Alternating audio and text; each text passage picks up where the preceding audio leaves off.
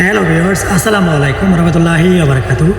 আজকে আমাদের কিশোরগঞ্জ জেলা নিকলি থানা সাতিরচর গ্রামে অবশ্যই দেখতেছেন আপনার যে ফটোটা আছে, আমাদের হিমেল মামা, মানে আমার হিমেল মামা আমাদের সাতিরচরের ছাত্র শিবিরের, মানে আপনাদের যে শিবিরের যে ইফতার পার্টি করার জন্য অবশ্যই আমাদের হাওর অঞ্চলে গিয়েছে।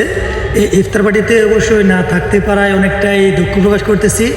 আর অবশ্যই এখানে থাকার জন্য অনেকটাই মনটা কেমন কেমন জানি করছি। যাই হোক, অবশ্যই থাকতে পারলাম না, তার জন্য আফসোস করতেছি। আর এখানে আমাদের কিশোরগঞ্জ জেলা নিকলি থানা সাতিরচর গ্রামের বর্তমানে আমাদের কিশোরগঞ্জের যে ছাত্র শিবির আছে, আমাদের নিকলি থানার সেক্রেটারি, মানে আমাদের হিমেল মামা বর্তমানে কিন্তু আমাদের সাতিরচরের নিকলির ভিতরে কিন্তু সে সেক্রেটারি বর্তমানে আমাদের নিকলির ভিতরে।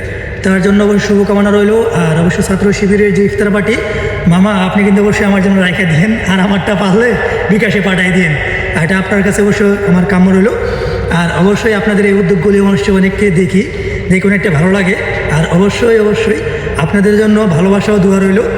আপনারা এগিয়ে যান, আমরা আছি আপনার পাশে। আর অবশ্যই এই বাইকটার অবশ্যই মনে রাখেন। আর অবশ্যই আপনাদেরকে যতটুকু পারি সাপোর্ট করার চেষ্টা করব, যেহেতু আমি দুবাই প্রবাসী আছি।